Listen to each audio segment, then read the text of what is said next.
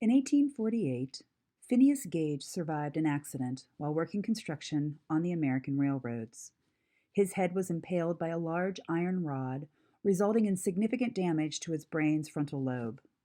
Those who knew Phineas described his personality change from a kind, motivated, respectful young man to impatient, crude, and obstinate.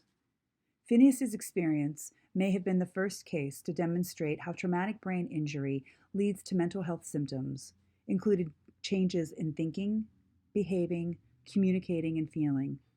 In 2019, the National Institute of Health reported that 1 in 5 people will experience mental health symptoms up to 6 months after a traumatic brain injury. This includes concussions. Brain injuries range in severity from mild to moderate to severe.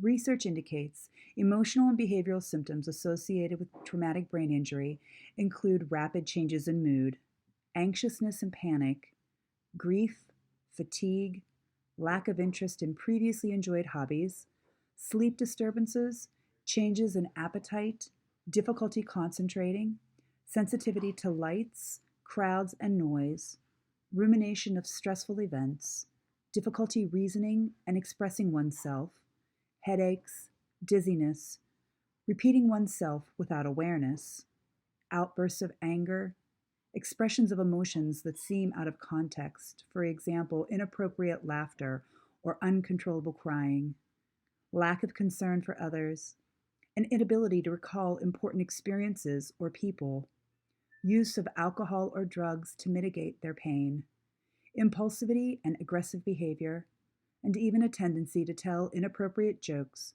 or neglect the social norms that one previously honored. Depending on the location and the type of the injury, and characteristics of the person who experiences the injury, these symptoms may abate over time, but they may also become part of the person's new identity. People with traumatic brain injury are more likely than the general population to develop a mental health condition.